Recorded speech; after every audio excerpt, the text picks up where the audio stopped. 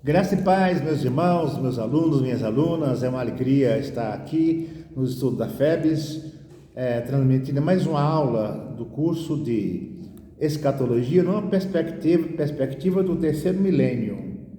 E hoje iremos fazer a última aula dessa série e iremos iniciar na próxima semana a aula sobre Ezequiel. Trabalhando a profecia de Ezequiel, Zacarias e Daniel, faremos um resumo final sobre o Apocalipse. Abra a sua Bíblia, estude conosco. E agora a aula sobre o juízo final. O juízo final, descrito em Apocalipse 21, 11 ao 15, será o último julgamento da história humana. Veja que interessante, o último julgamento da história humana e divina será um juízo somente dos mortos e não dos vivos. É uma morte de anjos, de qualquer outros seres celestiais, todos os olhos fixar-se-ão diretamente no trono, vasto e intenso, de um branco resplandecente vestido de pureza do reino da luz. Ele ocupará inteiramente todo o campo de nossa visão, e os próprios céus e a terra não mais poderão ser vistos porque deixaram realmente de existir. Em antecipação à nova criação, a devida visão imensa do grande trono branco, que encherá todo o espaço da existência. Dentro deste contexto, porém, devemos destacar três tronos, com sentidos inteiramente universal e espiritual: o trono de Satanás, o trono da graça e o grande trono branco. Para falarmos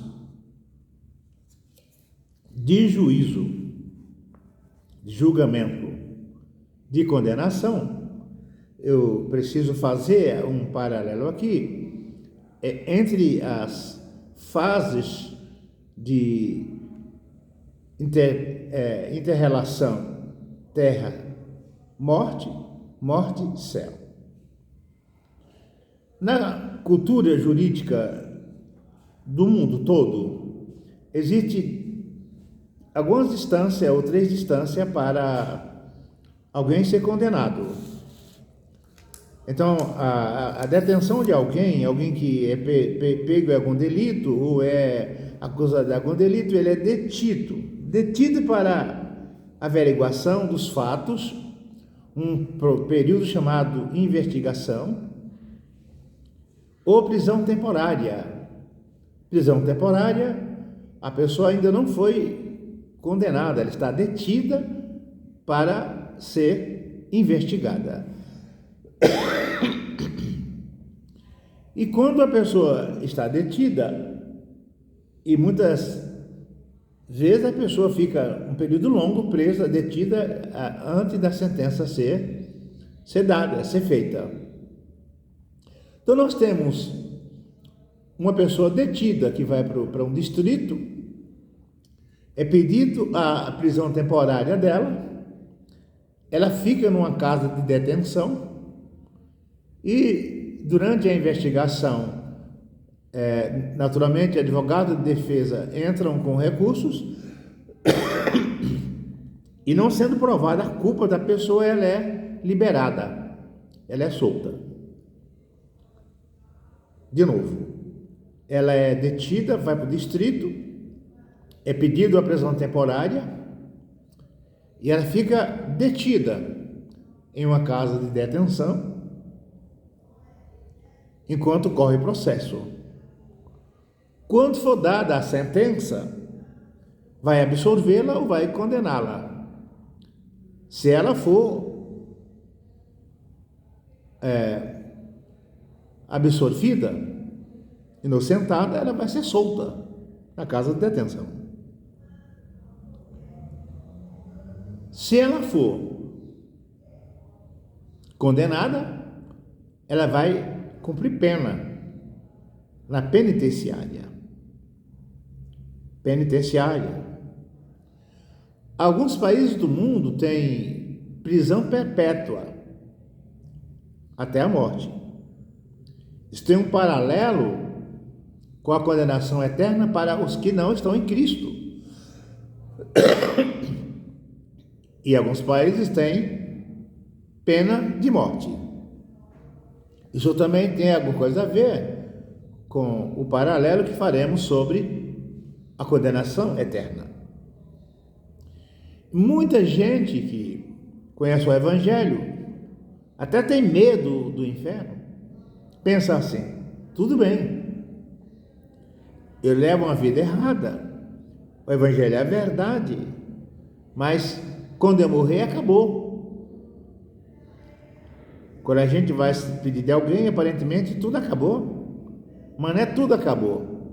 Acabou pela realidade terrena, para a realidade transitória, mas tudo começou para uma realidade eterna, uma realidade permanente. E aqui que vale a escatologia numa perspectiva do terceiro milênio, pois são feitas interpretações muito tenebrosas, assustadoras ou muito simplórias, que de alguma maneira absorvem o ser humano. Morreu, acabou. A morte física não é, nunca será a condenação final. A morte física é uma fase da existência finita. Mas se o espírito não morre, e não morre mesmo, a condenação para quem não estiver em Cristo é condenação eterna, como afastamento definitivo da presença de Deus, lago de fogo, tormenta eterna no lago de fogo. Isso é significado de segunda morte, e não morte por deixar de existir, morte porque não haverá mais chance de ser reconduzido à presença de Deus. E é aqui que a gente entra com uma interpretação inteiramente original na perspectiva de ontologia mais atualizada. Quando eu falo, abra a sua Bíblia e estude conosco, queridos, a Bíblia é a mesma, mas nosso entendimento precisa ser contextualizado. Me converti há 57 anos e naquele tempo se falava Jesus vem, e pouco se ensinava sobre as coisas, as verdades escatológicas. Era muita fantasia, muito simbolismo, muita ficção. E os dados, os elementos externos, as evidências externas têm se desenvolvido cada vez mais, e os eventos comprovam que Jesus vem logo. Nós não estamos mais no princípio das dores, nós estamos do meio delas, passando do meio para a parte do fim. Vou imaginar que nós estamos em 75% do início das dores. 0,1 é o início. Nós caminhamos para o desenvolvimento das dores, das pragas, das epidemias, das trevas, guerras que se abatem sobre a humanidade. E, ao meu ver, a pandemia do Covid-19 foi um dos maiores alertas escatológicos na perspectiva do terceiro milênio para quem quiser ouvir. Quem tem ouvido, ouça. Quem tem inteligência, entenda. Quem tem fé, pratique. Submeta à vontade do Senhor, porque Jesus virá e vai estabelecer o juízo final. Hoje Jesus está advogando nossas causas diante de Deus. Por isso toda oração precisamos fazê-la em nome de Jesus, fazê-las em nome de Jesus.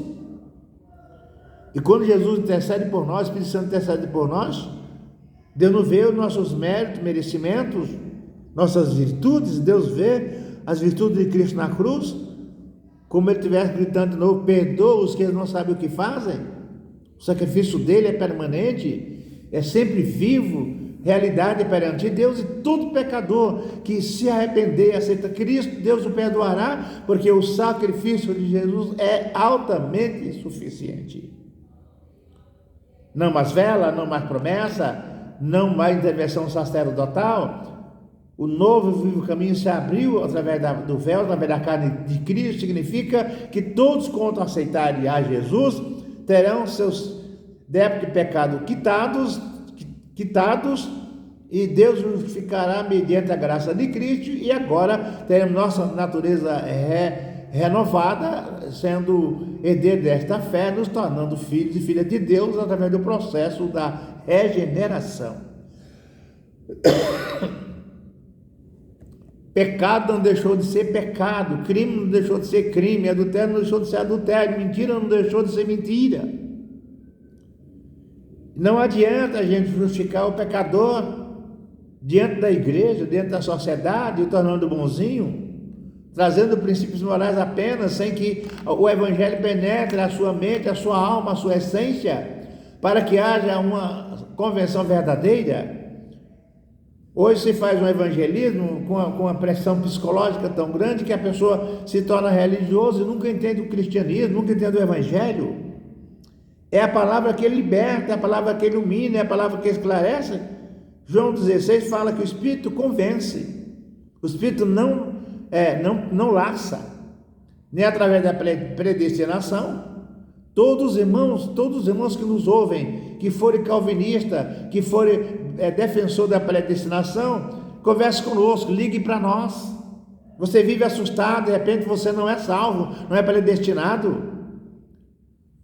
Aparece 2 vezes a palavra predestinação, leia-se na presciência de Deus, Ele nos escolheu. Esse texto precisa ser relido, é conceitualizado. Paulo não era calvinista, Juninho não era calvinista, Justino Marcos não era calvinista, você não é calvinista. Os calvinistas estão equivocados com essa ideia dos textos que aparecem mal traduzidos, e esse agarra nessa doutrina. Calvino era mais um filósofo, era mais administrador do que teólogo, biblista. E se quiser brigar biblicamente falando, venha brigar com Faustino. Eu estou aqui, reúna todos os presbiterianos do Brasil e do mundo, vamos conversar, vamos falar, vamos para a Bíblia. Pedro usa o texto corretamente, falando de presciência. Não tem destino, Deus não destina ninguém. A destinação é uma impossibilidade, é a fatalidade, eu não posso mudar meu destino. Predestinação é uma destinação antecipada, eu não posso mudar a minha opção, porque eu fui predestinado para ser salvo ou para ser perdido. Você não é tão ingênuo assim, é? Você vai anular inteiramente o sacrifício de Jesus na eterna sabedoria de Deus, na sua onisciência. Ele sabia que o homem ia escolher optar através da predestinação, porque ele mandou Jesus para salvar. Se o homem seria salvo independentemente da sua vontade, isso não é inocência teológica, até inocência intelectual. Falta raciocínio, toda visão calvinista, falta inteligência, falta saber, falta embasamento dos atributos de Deus, justiça de Deus. Estão ouvindo? Eu sou o professor José Faustino, biblista, e não sou fundamentalista no arminianismo. O livre-arbítrio existe de verdade, mas o livre-arbítrio não oferece segurança da salvação. Então eu sou fundamentalista da salvação, baseado na doutrina bíblica. Jesus não brinca de salvar, Ele salva e salva mesmo, mas eu posso brincar de ser crente e optar em me desviar da fé. Tanta gente da missão paulina apostatar é desviar-se, é errar o alvo. Ananias e Safira desviaram, ele era predestinado para mentir? Naturalmente não. Você e eu temos que nos fundamentar na salvação. Paulo fala: nada me separará do amor de Cristo. Fundamentar a fé em Jesus Cristo. E não viver uma vida com maior medo de ir para o inferno do que a certeza de ir para o céu. Não viver uma vida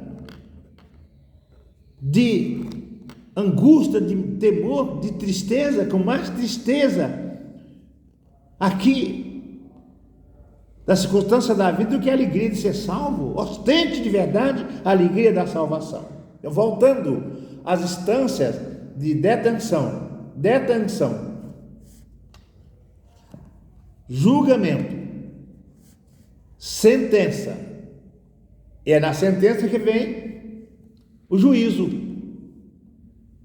Mas uma pessoa que seja condenada à prisão perpétua poderá apelar. E o juízo pode não ser final. Uma pessoa que seja condenada à pena de morte poderá apelar. Aqui é final, não tem apelo, não tem advogado, não tem promotor público para acusar ou para defender. Aqui a sentença é final. Então vamos repetir. Dentro desses contextos, devemos destacar 3 tronos. Veja, 3 tronos. Ou 3 juízos, 3 sentenças. No com sentido inteiramente universal e espiritual, o trono de Satanás representa todos os desmandos, as imoralidades, as injustiças, as guerras, as pelejas, as contendas, homicídio, matricídio, patricídios, dentro desse contexto. Então, o trono da graça, essa graça foi concedida na cruz de Cristo e é a opção que todos têm a partir do momento em que houve o Evangelho até o final da vida para aceitá-la ou não. Graça é uma condição como resposta de Deus em atender nossas necessidades. É mais do que um favor imerecido. A forma favor imerecido é uma definição concisa, mas graça, a graça divina, é a pronta e imediata resposta de Deus ao homem quando ele ouve o Evangelho, concorda com o Espírito Santo quando convence o seu estado de perdição, aceita a fé de verdade e não se torna um mero religioso com doutrinas morais humanas. O crente de verdade deve seguir todas as normas morais, mas as normas morais não tornam um homem espiritual. Os fariseus eram todos moralmente corretos, todos moralmente bons, mas espiritualmente mortos. Então a igreja precisa mudar o seu enfoque de evangelizar baseado nas doutrinas morais, a não roubar, não matar, não fumar, não beber, não cometer adultério, não assassinar, etc. Essas coisas tem que deixar. Mas se a pessoa se esforça para deixar vícios, se esforça para deixar palavrões e não tem uma mudança interior, ela vai sofrer decaídas. Por isso, tantos crentes desigrejados, a maioria dos crentes desigrejados não eram salvos de verdade, eles eram apenas religiosamente modificados. Passaram por uma regeneração moral, mas não passaram por uma regeneração da sua natureza adâmica, mundana e carnal. O Evangelho precisa penetrar no âmago da alma humana e transformá-lo de dentro para fora, não de forma para dentro. Bem, o primeiro trono, o estudo de hoje, o primeiro trono significa o trono de Satanás. Satanás mostrou seu trono para Jesus, seus reinos para Jesus, ofertando a Jesus a possibilidade de ser rico. Não é pecado ser rico, mas é pecado fazer da riqueza um Deus. Não é pecado ser famoso, mas pecado é fazer da fama um Deus. Não é pecado ter status, pecado é fazer do status um Deus. Não é pecado usufruir dos prazeres dentro das normas morais, viajar, estudar, ter lazer, mas fazer do prazer um Deus leva a pessoa à loucura, como Nabucodonosor, que se auto-exalta, como Herodes, que morreu comido de bicho por sua jactância, arrogância.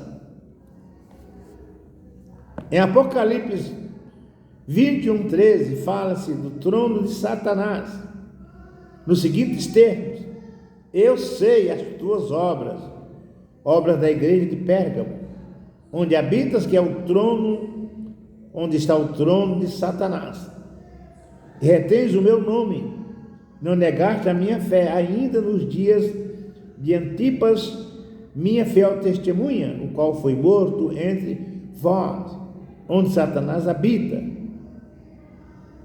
No presente versículo, fala-se do trono de Satanás, e também se diz que este é o lugar onde Satanás habita.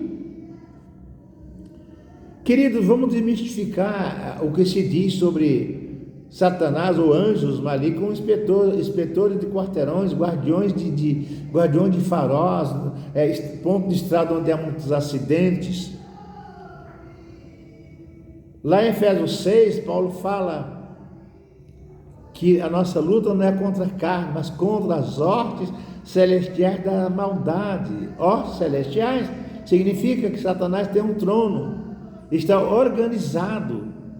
Satanás não precisa deixar um demônio na porta de uma boate para fazer as pessoas se prostituírem. O homem tem livre-arbítrio, ele decide o que faz. Satanás não obriga o homem a fumar, Satanás não obriga o homem a matar, Satanás não obriga o homem a mentir. Não dá para atribuir a Satanás as minhas ações erradas. Satanás não entra para dominar a mente de alguém, pois a pessoa tem livre-arbítrio. Se ela não pecar, Satanás não entra. Não somos vulneráveis assim. Adão e Eva tiveram que dar lugar a Satanás, tiveram que ceder para que ele entrasse, os tentasse e os desviasse. Fique com medo que Satanás vai entrar em qualquer momento em tua vida, em tua casa e vai te devorar. Não é assim não. Você tem a segurança da salvação, você tem o livre-arbítrio para escolher, e você escolheu certo. Por ter escolhido o certo, como a igreja de Pérgamo, Deus nos guardará na hora da tentação, na hora da perturbação. Fique firme na fé, porque maior é o que está com você do que todos que estão lá fora ou lá em cima. Ô glória! Sei as tuas obras. Ele sabe o que eu faço. Ele vê aquilo que eu estou fazendo enquanto ninguém me vê. Retens o meu nome, não negaste a minha fé. Quanta gente apostatando da fé. Quanta gente negando a fé por conta dessa ideia de predestinação. Uma doutrina sem sustentação bíblica. Negando a fé por conta das tribulações. Negando a fé por conta de erros de pastores, de coerência de igrejas. Nenhum pastor morreu na cruz por você, nenhum bispo, nenhum presidente de igreja, ninguém morreu na cruz por você. Nenhum pastor pode dizer: eu sou o caminho, a verdade e a vida. Pastor tem que ser ovelha para depois ser pastor. Não basta dizer que tem autoridade e vai mandar na vida dos irmãos, porque pastor não é dono do rebanho. Pastor tem responsabilidade de cuidar do rebanho, obrigação de cuidar dele, especialmente em conduzi-lo, guiá-lo pela palavra. O principal cajado do pastor é a sua habilidade de usar a Bíblia, não para bater, não para ameaçar, não para assustar, mas para conduzir, para direcionar, para alimentar, para aconselhar, para animar. Erga a sua cabeça e pare de ter medo. Você está salvo pela fé, não corre perigo de não ser predestinado, não corre perigo de Jesus te abandonar. Você tem de verdade a segurança da salvação, porque quem está em Cristo é nova criatura. Jesus diz: quem está em mim, ninguém o toma nas minhas mãos. Ninguém o toma das minhas mãos. E isso não significa predestinação, significa segurança da salvação. Como é que eu sei que estou salvo? Por ser calvinista ou arminiano? Não. Quem testemunha em minha vida, em minha mente, em minha alma, em minha consciência, que eu sou filho de Deus, é o Espírito Santo. Ele age de mim de forma tão clara que me constrange a chamar Deus de papai ou abapai.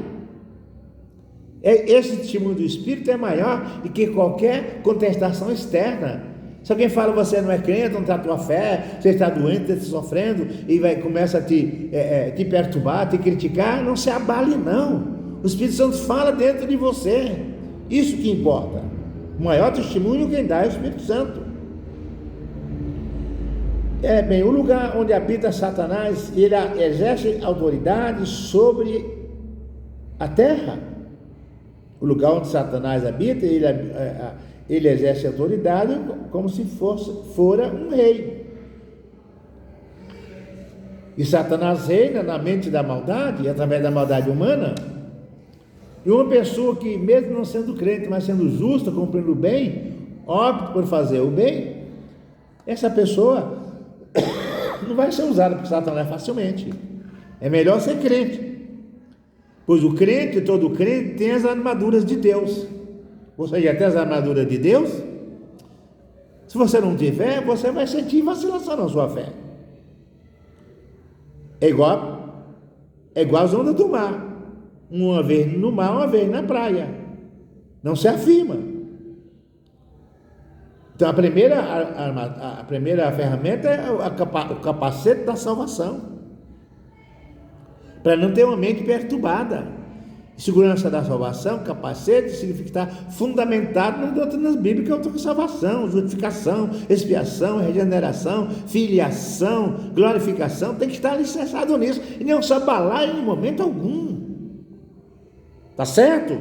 Então erga a sua cabeça, anime os irmãos, e vamos parar de brincar de sermos evangélicos. Como Jesus não brinca de ser salvador. Ele salva e salva mesmo. Por isso quem está em Cristo é nova criatura. Então Satanás exerce autoridade e o reino dele é eivado de vaidade, de jactância, de pecado, de vantagens aparentes, e não dá para ser neutro. Há pessoas que optam pelo bem e são crentes sem congregar. E Paulo fala, quem sem lei pecou, sem lei será julgado. E quem pecou tendo a lei, pela lei será julgado. Isso quer dizer, todos que conhecem o Evangelho e o rejeitaram, pisotearam, o escarneceram, eles serão julgados pela lei. O Brasil conhece o Evangelho, mas o Brasil só tem cerca de 30% de crentes. Segundo o IBGE, uma média de 42 milhões de crentes. Segundo os dados das igrejas, 72 milhões de crentes. Mas todos os brasileiros conhecem o Evangelho. E os outros brasileiros que não estão praticando o Evangelho, como é que serão julgados? Serão julgados por aquilo que conhecem. Não são inocentes perante Deus. Então, o lugar onde Satanás habita, o reino das trevas, o reino do mundo, é o primeiro trono. Segundo, se tem opinado, se tratava de uma colina situada próximo a Pérgamo, esse reino é referência, né? Onde estava a igreja, com cerca de 300 metros de altitude, na qual havia muitos templos dedicados à idolatria. Essa colina podia ser o monte onde Satanás estabeleceu seu próprio trono, é uma forma simbólica de dizer, mas não é somente através da idolatria que Satanás reina. Ele reina através de falsas ideologias. E aqui falsa é de direita ou de esquerda e até de centro. As pessoas são fundamentalistas, quanto a uma visão aparentemente democrática. O fundamentalismo, se um governo de direita começa a matar as demais pessoas de centro, as pessoas de esquerda, porque discordam da sua ideologia, essa pessoa representa o trono de Satanás. Se um esquerdista começa a perseguir, matar, prender todas as pessoas de direita ou de centro, ele representa o trono de Satanás. Então não dá para aplicar, como muita gente, de forma incoerente e inocente. Estão aplicando a ideia do anticristo, a ideia do falso profeta, a uma ideologia de direita ou de esquerda ou de centro. Qual é a ideologia do anticristo? Eu não vou trazer a verdade final aqui, qual é o governo do anticristo, vai ter que, qual é a ideologia, minhas irmãs e meus irmãos? Não vou aqui colocar uma palavra final, hein? Mas aparentemente é uma ideologia de direita, porque ele vai ser bonzinho no início, vai convencer as pessoas, vai dar comida para todo mundo, casa própria para todo mundo, emprego para todo mundo. Depois ele muda.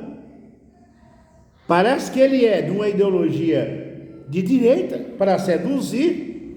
Depois ele é de outra ideologia, não sei se de esquerda, de qual, mas ele vai mudar a ideologia para matar, para perseguir, para destruir. essa vai ser a forma pelo qual o anticristo vai reinar. Então, quando eu penso a escatologia na perspectiva do terceiro milênio, todos os teólogos, todos os escritores precisam rever suas posições quanto ao falso profeta, a besta e o anticristo, quando estão estabelecendo uma linha ideológica, A ou B ou C, através da qual vai reinar o anticristo. A ideologia do reino de Deus não é de direita, nem esquerda, nem de centro. É a ideologia da justiça, é cristológica, é cristocêntrica, é baseada na graça. A constituição do reino de Deus é o Novo Testamento, e o reino de Deus está dentro de cada pessoa que tem aceito a fé. Então Deus reina através de nós. Não é um reino geográfico, é um reino espiritual, é um reino psicológico, é um reino existencial, é um reino vivo. Quando ele diz, o reino não está longe, mas dentro de vós. Quando ele diz, Mateus 6:33, mas buscar primeiro o reino de Deus, esse reino que eu busco não é o reino escatológico, é o reino da vontade dele estabelecida dentro de mim, dentro de você. Quando eu me submeto à constituição do reino de Deus estabelecida no Novo Testamento, eu posso ser um súdito deste reino. É a certeza de que, como rei que ele cuida de mim, me torna feliz como um servo. Essa felicidade que eu tenho por ter certeza que ele é poderoso para cuidar de mim, me leva à promoção de filho, e eu hoje sirvo a um rei de quem sou servo, e eu sirvo um rei que também é pai. Como pai, eu vou amá-lo, sabendo que ele me ama, e como rei, eu vou honrá-lo, vou obedecê-lo, sabendo que ele cuida e me protege o tempo todo. Agora, pense se não dá vontade de ter fé. Ser mais crente, parar de escorregar no seco, se esticar como um galinha.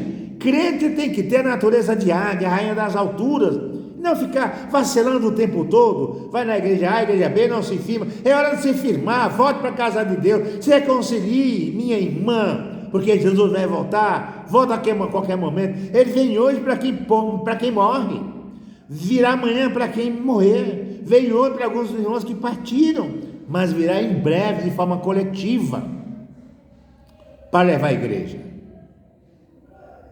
Começa a igreja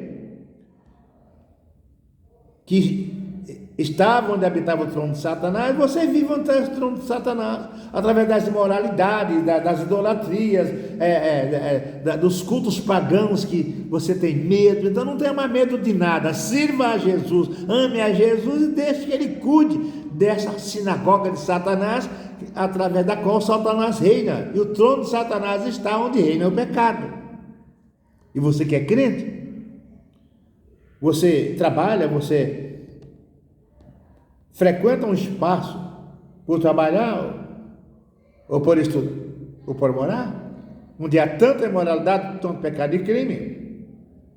Seja luz ali, seja sal ali, e não dê lugar à fraqueza para dizer, eu não tenho muita fé, eu vou fazer o que eles fazem para ser como um deles.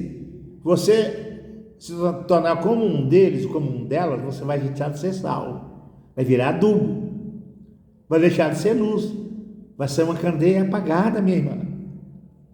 É hora de colocar azeite nessa candeia, para ter luz e aguardar o noivo da igreja, porque ele virá e não tardará. Seja como for, havia lá em Pérgamo um lugar ocupado pelo poder dos terrores, monte de templo às idolatrias, sacrifício de crianças, culto à prostituição, a Afrodite. Mas esse lugar notável era para ser se tornar um centro de maldade e depravação. E há muitos lugares, algumas cidades que são notáveis por se tornar ou por ser um centro de depravação, um centro de imoralidade, jogatina, jogos, prostituição, drogas, bebidas e tudo mais. Como não podemos escapar? Você diz, como é que eu vou escapar de tanta tribulação? Jesus orou por nós dizendo, guarda-os, porque eles estão no mundo, mas do mundo eles não são. Deus vai te guardar, Deus está me guardando, nos guardando, chegaremos sim ao final da nossa existência, sem termos derrotados, mesmo vivendo, congregando em cidades, em espaço, ou bairro, onde está o trono de Satanás, através do qual Satanás cega, usando pessoas que são os seus verdadeiros seguidores. E você não vai numa igreja satânica, tem igreja de Satanás. E não é aonde se cultua Satanás que Satanás habita. Ele habita em lugares onde aparentemente a bondade, a felicidade, mas ele se transforma em anjo de luz para fazer o que ele mais gosta, que é afastar as pessoas de Deus. Através do falso culto, dos ídolos, através das falsas doutrinas, através das ideologias, através das teorias, como a teoria do Big Bang, teoria da evolução, que são eventos que tentam usar para desmerecer a fé, para contestar a Bíblia. Qualquer pessoa, qualquer irmã que está me ouvindo, doutora, autoridade que queira discutir a ideia da teoria das espécies, teoria do Big Bang, venha conversar com o irmão Faustino, que humildemente nós vamos conversar. E você que sempre foi defensor da teoria da evolução das espécies, você vai ter que me explicar quando uma teoria passa a ser ciência, tá certo? Porque nenhuma ciência é teoria. Teoria é uma hipótese, ciência é a comprovação universalmente aceita, universalmente válida, por isso se chama ciência. E a ciência de verdade não se contrapõe contra a fé, e a fé verdadeira nem se contrapõe contra a ciência, as duas caminham juntas. Várias vezes o médico fala, foi um milagre, é reconhecimento da fé. Às vezes o médico chama a família e fala, você tem alguma religião, você ore, porque agora é só um milagre. É reconhecimento da ciência quando chega aos seus limites. Está entendendo, minha irmã? Tá certo?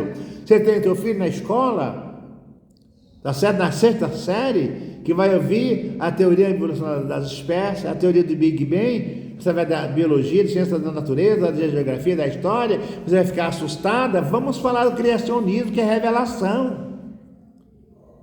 Vamos marcar um grande evento aqui no Polo e vamos discutir o evolucionismo, vamos discutir o embasamento bíblico da criação.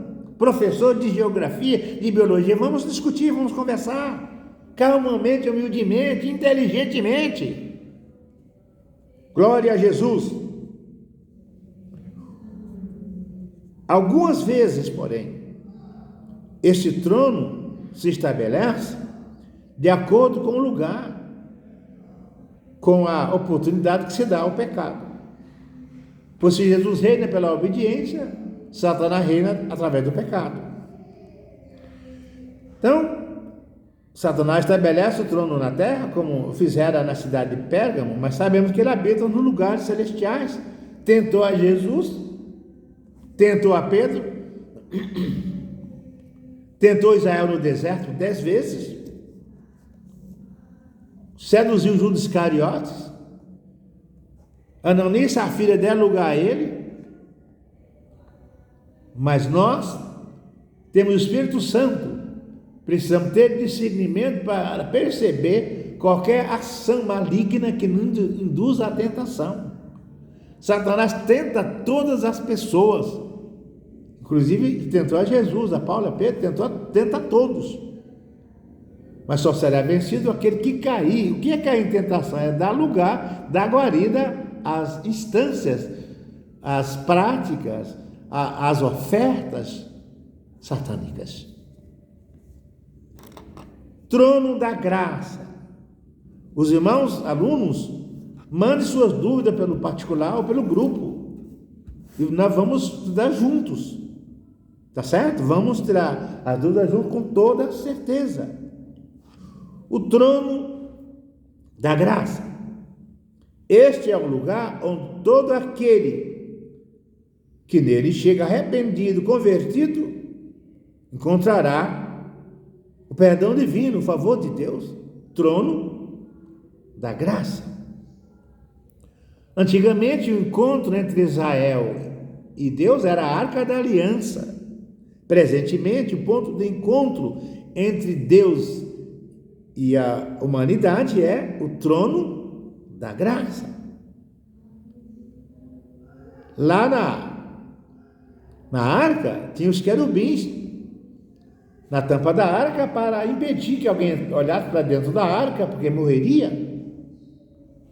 Aqui não tem querubins, não tem porteiro, não tem ninguém impedindo, porque Hebreus 9 fala que todos têm acesso à presença de Deus, pois o véu se abriu quando Jesus morreu, o véu do templo, do Santo Santo se abriu, quer dizer, agora não tem mais intervenção de sacerdotal, todos podem entrar à arca da salvação, o trono da graça. Você já entrou? A verdade eu encontrei. A verdade eu encontrei. Através da fé, tua face eu posso ver além do véu. Eu posso ver a tua face além do véu. Penetrar além do véu, através do sacrifício de Jesus. É bom demais. Dá vontade de ter fé. Receba a graça de Deus, a libertação, o poder do Espírito Santo para ser uma pessoa igrejada, comungada, unida ao corpo de Cristo, que espera o Cristo verdadeiro, confiante nesse espaço chamado trono da graça. Por essa razão, somos exaltados a nos aproximar deste trono com inteira confiança. Sem dúvida calvinista, se somos ou não predestinados, sem nenhuma insegurança arminiana, se de repente eu posso usar o livre-arbítrio para me desviar, mas fundamentados nas verdades bíblicas. Passando pela expiação, ele removeu a minha culpa. Pela regeneração, transformou a minha vida. Não é bom demais? Regeneração, transformação.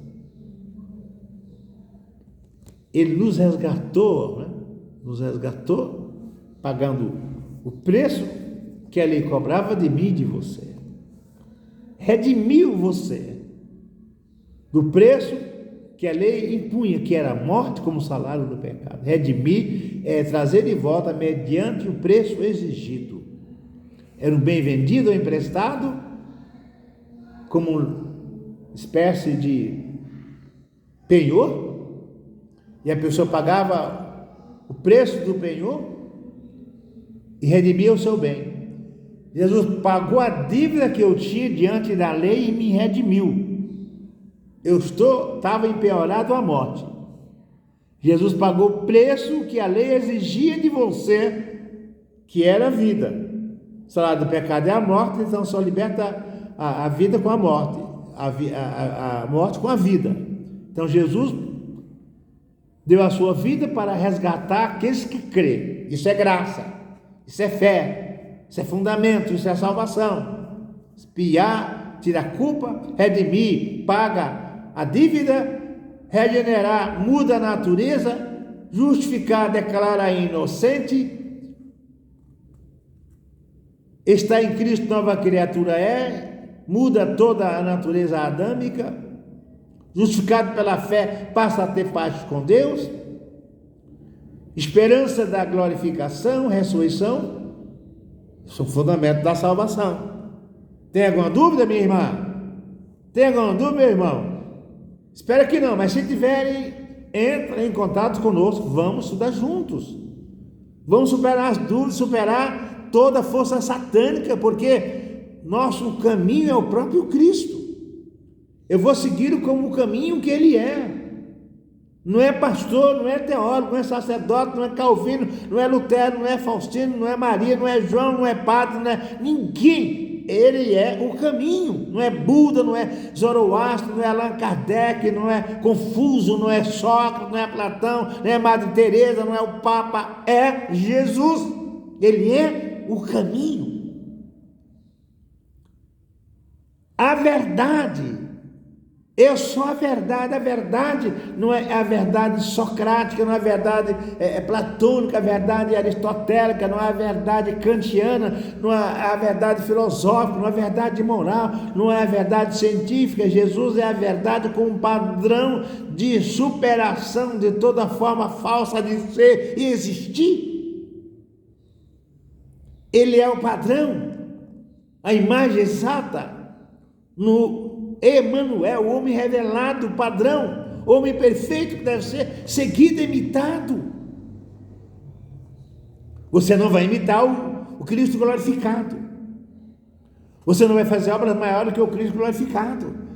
Mas você pode aprender, viver e começar a buscar o Cristo glorificado através de Jesus humano, que é o qual é estabelecido como caminho, como ponte entre Deus e o mundo perdido. Ele é a vida, o caminho, a verdade e a vida. Vida é uma vida boa aqui, de paz entre as guerras, de fé entre os conflitos, mas esta vida se propaga, transcende para a vida eterna, que é vida eterna permanente, ou seja, glorificação e gozo eterno e permanente nos céus. De novo, a gente sente a presença de Deus e temos vontade de ter fé. Mas fé, muita fé, é ou não é? Então, este lugar onde habita, este é o lugar onde todo aquele que nele chega arrependido encontra o favor, encontra o bem, o benefício de Deus através de Cristo. Por esta razão, somos exaltados a nos aproximar deste trono com inteira confiança. Inteira confiança? Somos exaltados a nos aproximar deste trono com inteira confiança. Assim diz o escritor sagrado: cheguemos, pois, com inteira confiança ao trono da graça, para que possamos alcançar misericórdia e achar favor, achar graça, a fim de sermos ajudados em tempo oportuno. Qual é o tempo oportuno, minha irmã? É agora. Quando eu ficar velho, eu vou para a igreja. Quando eu ficar caduco, eu vou para a igreja. Quando eu ficar doente, eu vou pedir oração. Quando eu estiver desempregado, eu vou pedir oração. Você é um crente circunstancial. Eu não posso ser um crente circunstancial. Nós temos a ordem. Essa semana tivemos na igreja de um amigo, um aluno querido, pastor Samuel, lá de Jaraguá, e o tema da cruzada que continua era vencendo os gigantes. Qual é o gigante que te desafia agora, hoje? O Apocalipse, nas 7 cartas, aparece 7 vezes ao vencedor. Você é um vencedor. Viu, irmã? A senhora é uma vencedora.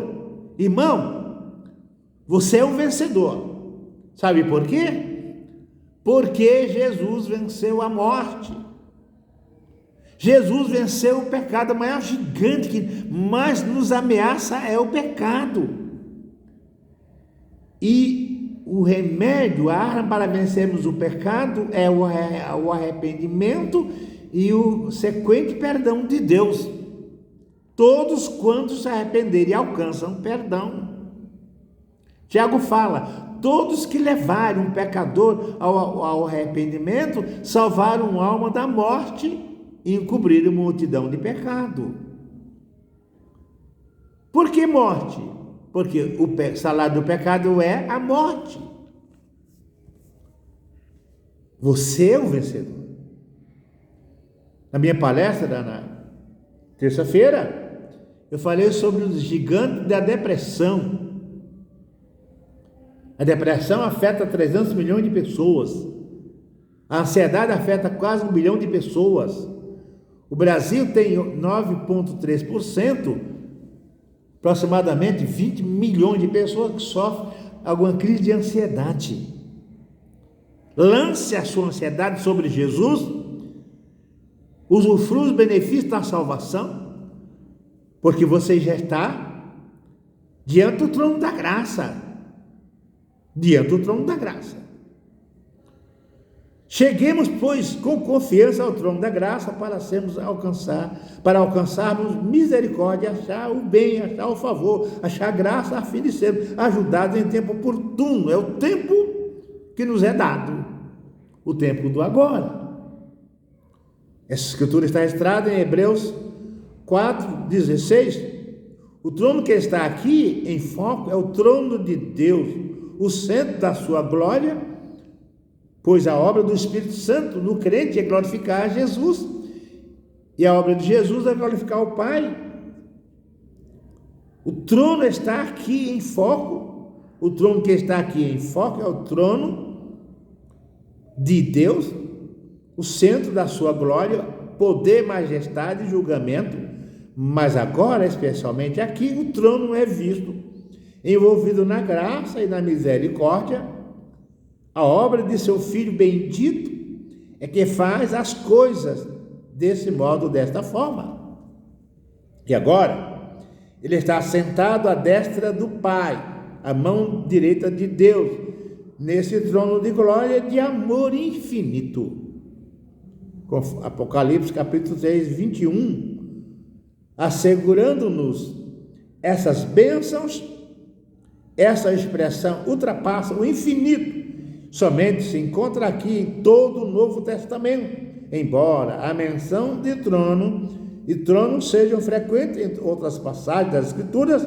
Outras expressões similares são encontradas, tais como trono de sua glória, Mateus 19, 28, 25 e 31, e trono da majestade, Hebreus 8:1, mais tarde é o trono do rei, sendo que esta última se refere ao mesmo trono da graça, onde presentemente Deus e seu Filho estão assentados. Muita gente pensa que não vamos ver Deus chegando nos céus. Deus é uma pessoa, Jesus é uma pessoa, o Espírito Santo é uma pessoa. Será que vamos ver Jesus e Deus, ou Deus e Jesus são a mesma pessoa? São a mesma pessoa em harmonia, a mesma pessoa em essência, são a mesma pessoa em concordância, mas são pessoas distintas, chamadas as 3 pessoas da Trindade. E aí, minha irmã, meu irmão, você vai ver o Espírito Santo também? Será que vai? Você vai ver Jesus? Se Jesus estava sentado à destra e à direita de Deus, quem estava à esquerda de Deus? Com certeza o Espírito Santo. O Espírito Santo é uma pessoa. Por que ele não foi visto por Estevão? Porque Deus não quis. Mas vamos inferir aqui alguns pensamentos, não são finais.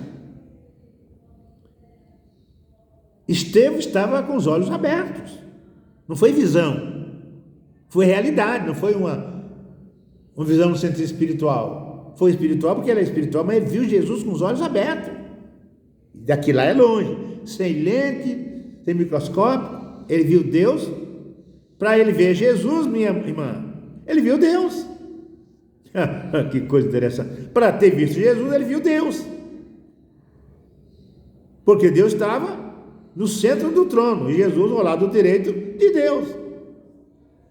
É lindo demais, ele viu Deus. E o Espírito Santo é uma pessoa? É uma pessoa.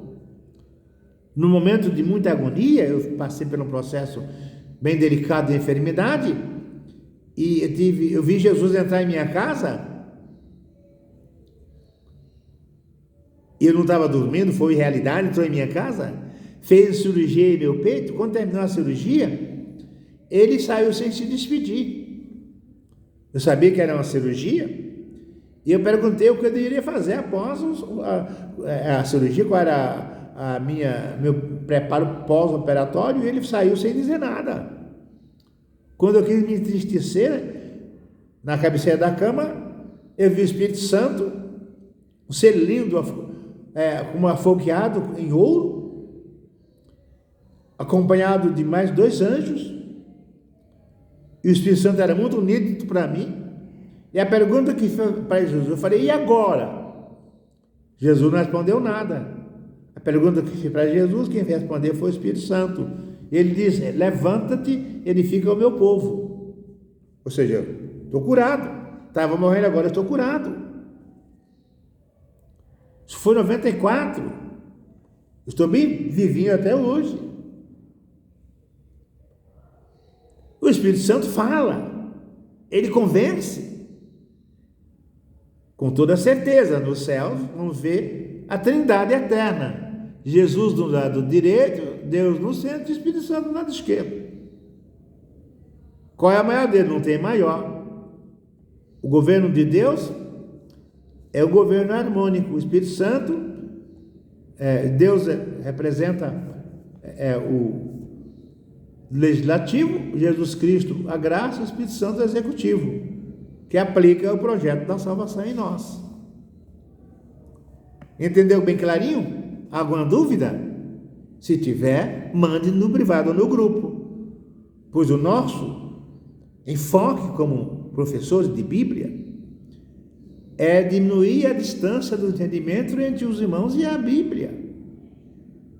Nós estudamos o tempo todo, a vida inteira, continuo estudando, não sou detentor da verdade final, mas o que sabemos, sabemos, não tenho dúvida nenhuma quanto ao que ensinamos, isso é verdade verdadeira, e estamos prontos para ouvir os irmãos, quando quiserem, onde quiserem e quando quiserem.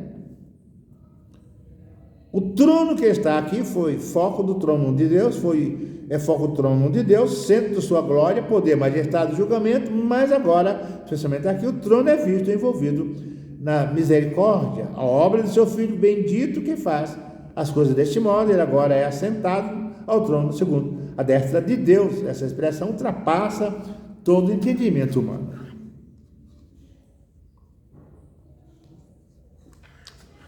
Um filósofo interessante chamado Aristóteles, estudando as verdades abstratas, as verdades físicas ou concretas, ele criou uma ciência chamada metafísica.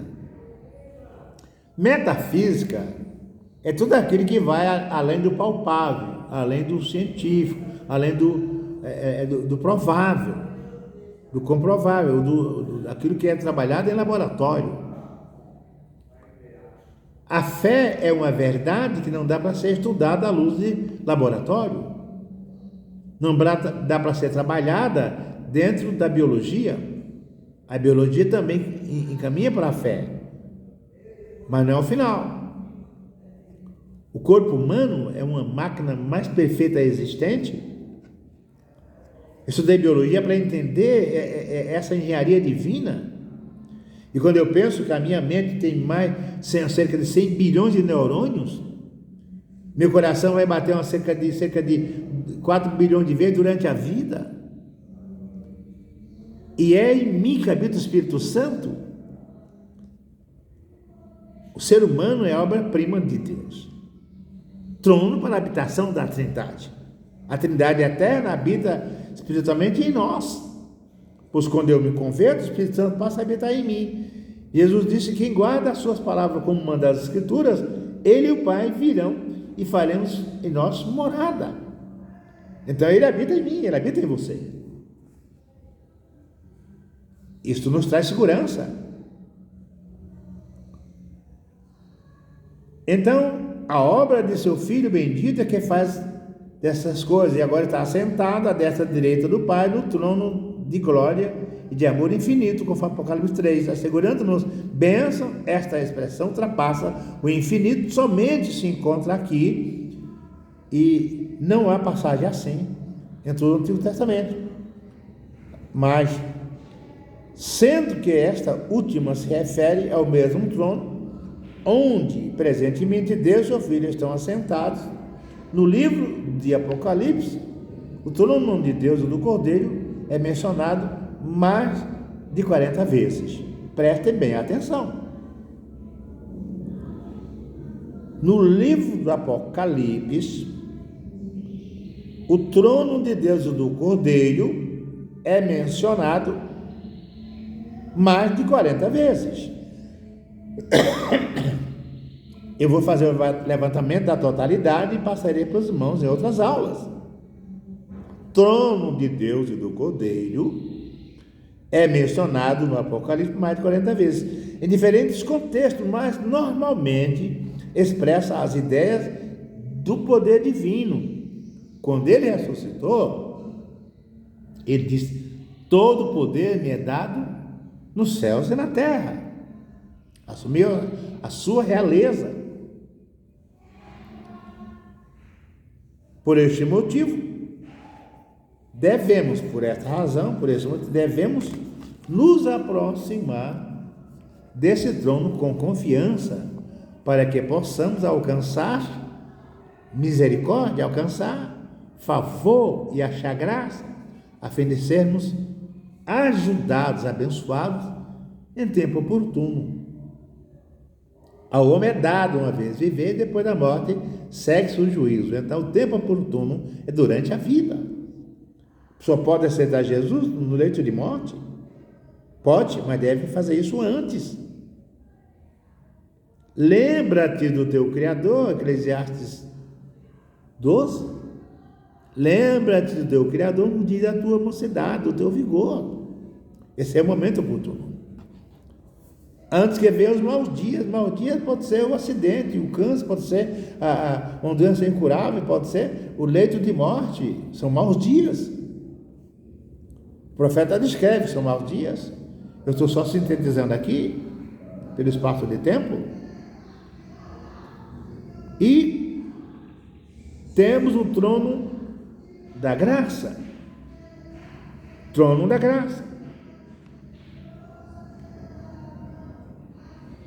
Que é o terceiro trono. Vi um grande trono branco, o que estava sentado sobre ele, de cuja presença fugiu a terra e o céu, e não se achou lugar para eles.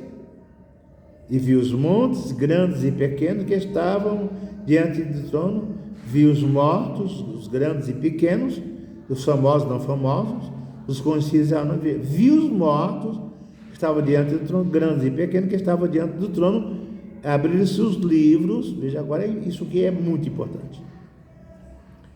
E abriu-se o livro, que é o livro da vida. Veja, abriu-se o livro, que é o livro da vida. E os mortos foram julgados pelas coisas que estavam escritas no livro, nos livros. Eu falei no início da aula sobre julgamento, detenção, julgamento e sentença ou condenação. Aqui na terra temos liberdade, mas espiritualmente estamos sendo avaliados. Nossos feitos são escritos nos livros. E os mortos foram julgados pelas coisas que estavam escritas nos livros.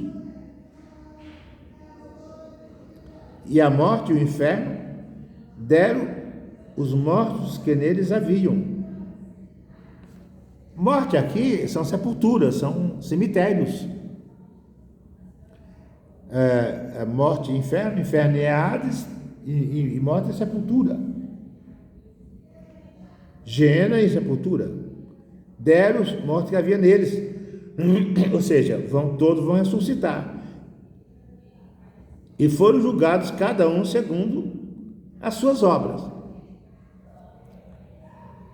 Paulo fala: bem-aventurados todos que participarem da primeira ressurreição, pois sobre eles não terá poder o juízo. Todos que participarem da primeira ressurreição não estão avaliados aqui, porque foram justificados pela fé, conforme Romanos capítulo 5,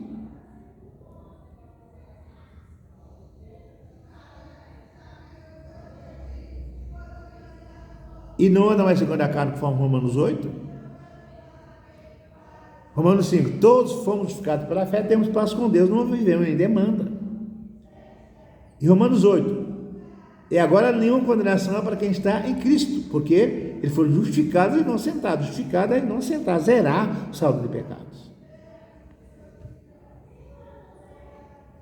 E aquele que não foi achado no livro, escrito no livro da vida, isso aqui é forte, meus irmãos e minhas irmãs. E os mortos foram julgados pelas coisas que estavam escritas nos livros. Isso não envolve os crentes, porque todos os crentes já estão ressuscitados. Isso aqui ocorre já depois do arrebatamento da igreja, no juízo após as bodas do Cordeiro e após o milênio. É depois do milênio que vem os tronos se estabelecem. Você tem certeza que o teu nome está escrito no livro da vida? Se tiver, mantenha lá.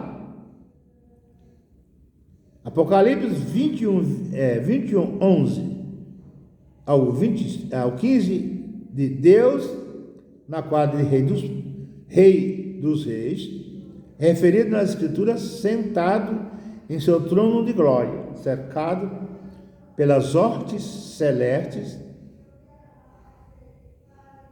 referência do segundo rei, primeiro rei, 22, 19, Salmo 11, 4, Apocalipse 5, 11. Algumas vezes, porém, ele é visto como em grande majestade, solitário em perfeito isolamento. Outras conexões, o céu é chamado seu trono e o templo de Deus. Isaías 6, 1 e Ezequiel 43, 6 e 7. Ou então Jerusalém é chamada de o trono do Senhor. É uma menção simbólica de Jerusalém celestial. O figurado. Muitas vezes esse trono é descrito em linguagem figurada, porém, em termos reais, literais ou objetivos, como Ezequiel 1, 16, Apocalipse 4, 4 e 6, na cena do grande trono branco, pode-se ver a onipotência de Deus. A onipotência de Deus. Todo poder. Não depende de nada e de ninguém. Tudo depende dele para ser e existir. Tudo. Isso é final.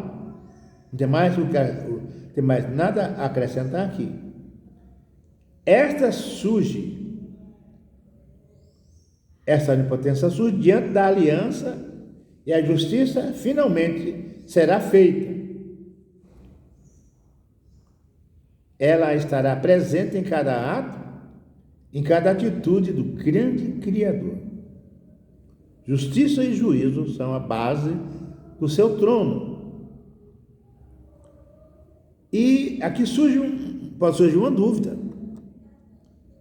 E o problema do mal e do bem? Por que o justo sofre? Por que existe dor? Por que existe fome? Por que existe guerra?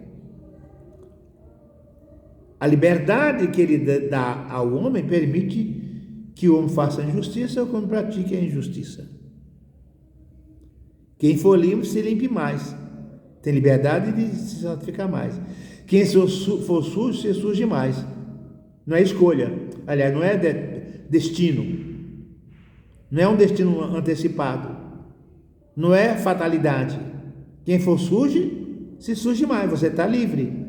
Quem for limpo, se limpe mais. Você pode melhorar o que você é. Não querer vir a mim para ter desvio, isso é uma proposta. Não é obrigado, não te pego por laço. Não é por força, nem por violência. Predestinação é por força, é por violência. Anula a vontade de escolha. Está entendendo, Maria? Está entendendo, doutor? Doutor N, ou doutor J? Predestinação anula a escolha. Anula a felicidade de escolher ser o que lhe é proposto. Ninguém é obrigado a casar com ninguém. Casamento é uma escolha pessoal. Deus aprova qualquer casamento que seja vivido com equidade, com justiça. Especialmente quando entre pessoas cristãs. O casamento não deu certo, Deus não tem nada a ver com isso. O problema é das pessoas que não estavam preparadas para viver o estado do casamento, o estado A2, porque não se prepararam a buscar ajuda de pessoas certas. Temos um curso, 2 cursos de terapia da família, e muita gente está se libertando da forma machista de ser, está se tornando humano, justo no casamento, e está tendo uma família harmônica. As famílias disfuncionais são resultante de um aprendizado errado, de uma sociedade mal conduzida, da forma de educar, de entender o ser humano, de respeitar o outro ou a outra, e as pessoas brigam porque o casamento parece que é apenas uma visão romântica. O amor se tornou liquefeito, rarefeito. É uma utilização do outro como objeto para atender prazeres de posse, talvez, sexualidade apenas. Biblicamente, o casamento é um companheirismo, é um contrato para viver, um sendo do outro, vivendo para o outro a vida inteira, até que a morte os separe. Dá para ser isso. Parece idealidade demais hoje, mas essa é uma realidade provável que pode ser atingida. Se o casamento também não está bem, entre em contato conosco. Vamos melhorar as famílias, vamos melhorar o casamento para que a sociedade esteja melhor. Já vamos concluir esta aula, mas não vamos encerrar o estudo do Apocalipse, porque o Apocalipse é um estudo para a vida inteira. Bem-aventurado é o que lê, bem-aventurado é o que pratica. Veja o que lê. Bem-aventurado, feliz é o que lê, que entende, que pratica. Então nós somos bem-aventurados, estamos estudando esse curso. Como eu disse,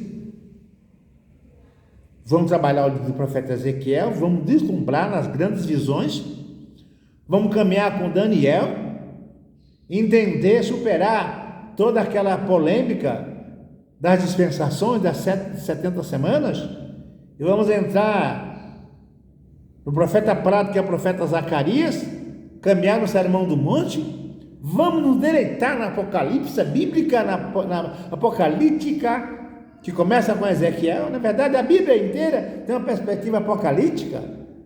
Cada promessa que ocorre num tempo, ela teve uma aplicação profética e apocalíptica ou escatológica. Mas a escatologia aqui, ela trabalha com toda a projeção bíblica que aponta para a verdade do fim, o fim de tudo, para a realidade finita, e o início de tudo para uma realidade infinita e permanente espiritual. Então, ela está presente em cada ato e em cada atitude do grande Criador, pois o seu trono é justiça, bem, favor, graça, juízo.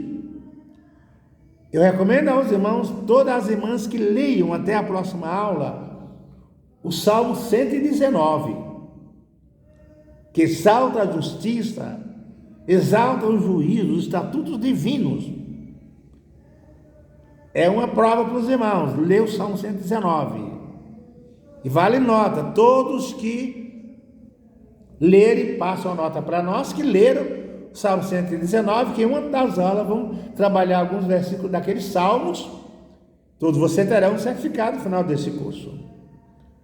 Tá certo? Mas a justiça não poderá ser realizada sem que haja aplicação da lei contra o pecado. Toda impiedade e injustiça dos homens, Romanos 1:18, cada indivíduo terá de pagar sua dívida, e isto individualmente e completamente. Bem, falamos que o salário do pecado é a morte, falamos do trono da graça, mas a lei continua a atribuir a morte ao pecado de todos quando não se arrependerem. Jesus Cristo é a única porta de escape. Eu já citei, vou repetir. Lá em 2 Coríntios 5:17, o apóstolo fala: quem está em Cristo, nova criatura é. Então, quem está em Cristo é nova criatura, esse passou pela regeneração e não mais é perseguido pela lei. A lei é sua protetora e aliada. Mas quem não está em Cristo vai ser julgado pela lei. E a lei atribui ao pecado, ao pecador, o galardão do seu fazer, do seu viver, e esse galardão se chama morte. O salário do pecado é a morte, e o dom gratuito de Deus é a vida eterna. Então, nesse texto temos duas situações. Ou eu venho para a graça,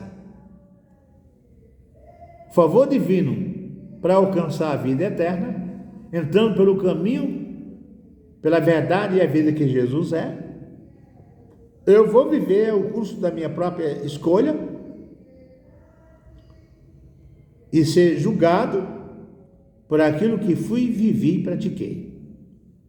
Escolha, minha irmã. Escolha, meu irmão. Se você não fez os outros cursos, deseja fazer um outro curso, como o curso de Bibliologia, que tira as trevas dos nossos olhos no entendimento bíblico, pode se inscrever também. Entre em contato conosco. E se alguém quiser se inscrever ainda nesse curso, tem a oportunidade de se inscrever no curso de Escatologia numa perspectiva do terceiro milênio.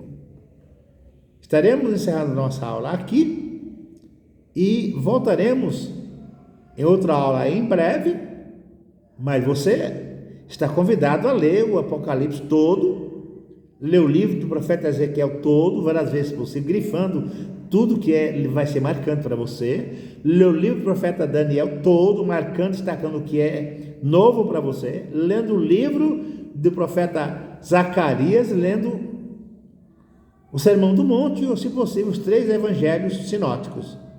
Sinóticos porque eles fazem síntese dos acontecimentos da vida, do nascimento, ministério, vida e morte do Senhor Jesus Cristo. O evangelho de João é diferente por ser um evangelho teológico. Shalom a todos, que o Espírito Santo nos ilumine, superando as dúvidas, as trevas, e que nesse momento o Espírito Santo estenda a sua graça como consolador para edificar, consolar, animar, levantar, conduzir a todos nós nesta jornada chamada fé, como Hebreus 12 diz. Nós estamos cercados de tão grande nuvem de testemunhas, deixemos o pecado que tão de perto nos assedia ou nos assalta, para corrermos com perseverança a corrida ou a jornada, a maratona que nos está proposta. Cada um correndo na sua raia, sem competir com ninguém, sem brigar com ninguém, mas procurando ser hoje melhor do que foi ontem, se purificando mais ainda, e amanhã lutando para ser melhor do que foi hoje. Quando o texto fala que a fé vem pelo ouvir, ouvir a palavra, quem ouve a palavra cada dia tem mais fé. Se você está perdendo a fé, é porque não está ouvindo, talvez só escutando. Ouvir não é só escutar. Ouvir é participar dela com envolvimento com a vida toda, espírito, alma e corpo, tornando a palavra um lema para a vida, colocando-a em prática, porque quando eu aprendo alguma coisa e ele fica só em minha livre de informação, eu posso até citá-lo, mas ele só vai ser educação quando ele é posto em prática, quando ele vai ser expresso ou expressado numa forma de comportamento. Cristianismo prático é isso. Eu não posso ser ouvinte. Como ouvinte eu sou um teórico, até posso falar bem, ensinar bem, mas como seguidor de Jesus eu passo a ser um praticante do evangelho. Correr a corrida que nos está proposta, olhando sempre para Jesus, autor e consumador da fé. O Hebreus 12 também, que traz um texto magnífico para nós. Não vos conformeis com este mundo. Todo mundo faz, eu vou fazer. Você não é todo mundo. Faça a diferença entre todo mundo. Transformar é além da medida da injustiça, é além da medida da violência, é além da vitória da maldade, da desonestidade. Você vai ser diferença, vai sair fora da forma, da caixa, da norma mundana. E você vai ter Como é que eu faço isso, pastor Faustino? O texto fala, através da renovação do vosso entendimento, um entendimento novo para aquilo que está em questionamento. E aqui vai me levar, Romanos 12, nesse entendimento, pela renovação do vosso entendimento e conhecimento, estudando a palavra, lendo a Bíblia, assistindo às aulas, frequentando a igreja. Que nível vou atingir? A boa, perfeita e agradável vontade de Deus. A boa, agradável e a perfeita vontade de Deus. Já sabe quais são? Talvez não. Você precisa estudar nosso curso de Bibliologia, Fundamento da Salvação, que você vai entender tudo isso. Shalom, minhas irmãs. Shalom, meus irmãos. Que o Espírito Santo nos ilumine ao estudar, ao participar, ao ouvir esta aula. Shalom a todos, fiquem com Deus.